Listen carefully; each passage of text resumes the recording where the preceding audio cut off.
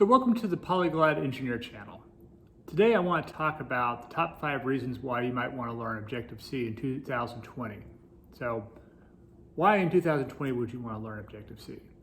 And on iOS and macOS and tvOS and watchOS, there's actually a couple different languages that you can learn to use for programming for the Mac and for iOS devices.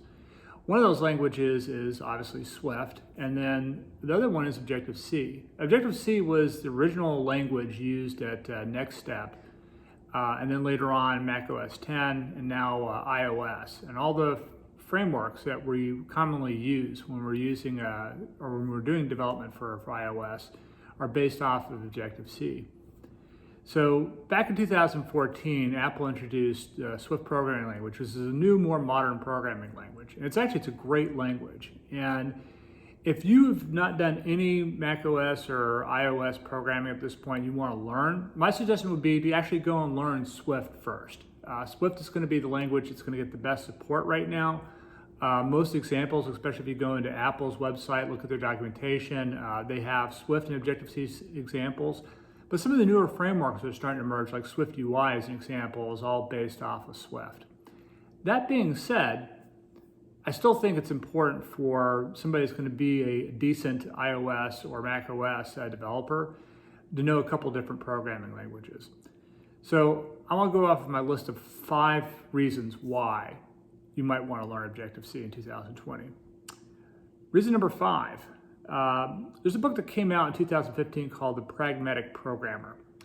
And in that book, one of the things they suggest is that if you are working as a software engineer, that you should probably try to learn one programming language each year. And I know that's something that I've tried to do. And if I haven't tried to learn one programming language, at least try to pick up new frameworks that you can use around the stuff that you're already using. So I think just as to make yourself a better, software engineer, you should always be trying to learn new things. Reason number 4. So reason number 4, I'm going to say C++ interop.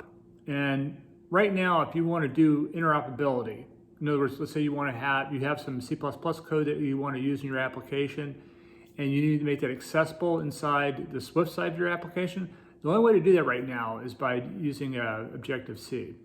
So Objective-C actually has an extension to it, which is sometimes referred to Objective-C++. All you have to do is create an Objective-C class, and then the implementation file, or the .m file, if you add a second m, make it a .mm file, then now you can actually interop with C++. And then you can take that and you can make that available using the bridging header. Reason number 3 is just going to be C interop. Now, something you can do now in Swift is you can actually interop between your C code and your Swift code. But there's some specific types of pointers that you have to use in order to be able to use that correctly.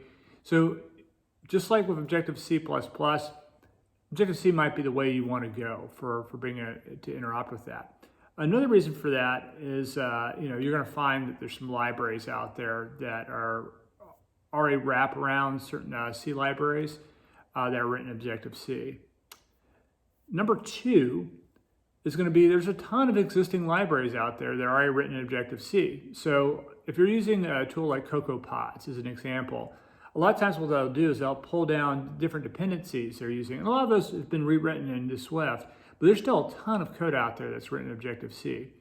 So if you want to be able to go in and maintain or be able to look at the code for some of these third-party open source libraries that are written in Objective-C, it helps to know Objective-C. So that would be reason number 2. And the number 1 reason I'm going to say is maintenance. And the job that I'm at right now, one of the things I came across was there was a pre-existing application that I had to support that was all written in Objective-C. So they needed somebody that knew Objective-C. Now it's going to stop to become a little bit less important as the years go on, as more applications are written in Swift. But there's still a ton of code out there that's written in Objective-C. So the number 1 reason I would say is maintenance. And one of the things you find is as you work as a software engineer, there's 2 different types of projects you wind up working on. One is what's called greenfield applications. Another one is brownfield applications. And brownfield applications are really just applications that already exist that need to be maintained. And that's 80% of the code out there. So most of the projects, most of the jobs that you're going to find out there are going to be maintaining existing code bases and maintaining existing applications. So that's probably the number one reason to learn Objective-C.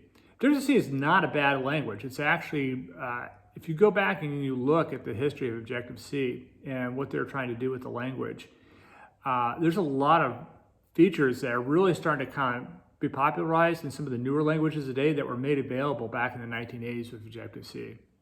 So one of the things I'm going to be trying to do with this channel is to help programmers that already have experience. Maybe they've had some experience doing Swift, maybe they had some experience writing code in, maybe C# or Java, and they want to be able to transition or use their skills in an iOS or macOS code base.